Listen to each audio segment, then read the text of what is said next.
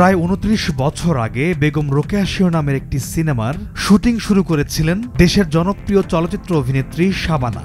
সে সময় তিনি এই সিনেমায় একদিনের জন্য শুটিং করেছিলেন বলে জানিয়েছেন।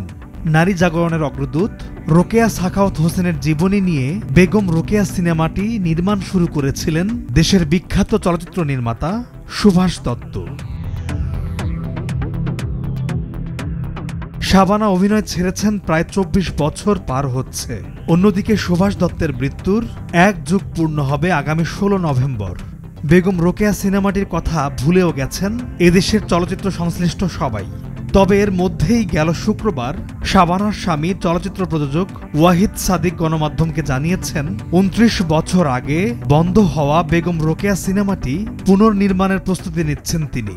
গেল কয়েকদিনে এ নিয়ে চলচ্চিত্র সংশ্লিষ্ট একাধিক ব্যক্তির সঙ্গে কথাও হয়েছে তার।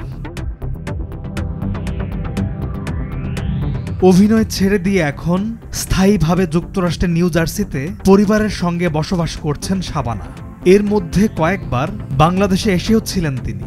এর আগে বেগম রোকেয়া সিনেমাটির প্রসঙ্গে গণমাধ্যমকে শাবানা জানিয়েছিলেন বেগম রোকেয়া চরিত্রে তার অভিনয় করার খুবই ইচ্ছা ছিল। আক্ষেপ করে তিনি বলেছিলেন, এটা আমার দীর্ঘদিনের লালিত স্বপ্ন বলা যায়, কিন্তু তার হলো কই। বেগম রোকেয়া চরিত্রে অভিনয় করতে না পারার আক্ষেপটা থেকেই যাবে।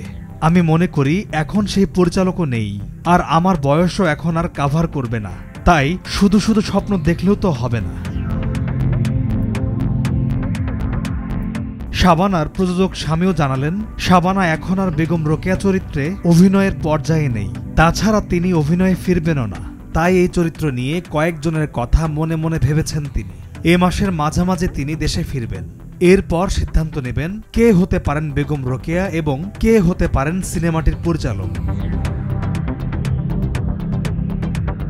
এত বছর পর হঠাৎ করে কি কারণে বেগম রোকেয়া সিনেমাটি নিয়ে এই উদ্যোগ নেওয়া হলো, এমন প্রশ্নের জবাবে শাবানার স্বামী প্রযোজক ওয়াহিদ সাদিক বলেছেন, ছাত্র জনতার অভ্যুত্থানের পর রংপুর ও বেগম রোকেয়া বিশ্ববিদ্যালয় এখন অনেক বেশি আলোচিত। বর্তমান বাস্তবতায় বেগম রোকেয়াকে নিয়ে সিনেমা নির্মাণও অনেক বেশি প্রাসঙ্গিক। আপাতত এটুকুই বলতে চাই, বাকিটা সবকিছু চূড়ান্ত হলে জানাতে পারবো। খ্যাতিমান চলচ্চিত্র নির্মাতা সুভাষ দত্ত বেঁচে থাকাকালীন বেগম রোকেয়া সিনেমাটি নির্মাণ করে যেতে পারলে এটাই হতো তার জীবনের শেষ সিনেমা। এমনকি হয়তো অভিনেত্রী শাবানার জীবনেরও শেষ সিনেমা হতো এটি। পলাশ খান, ভোরের কাগজ।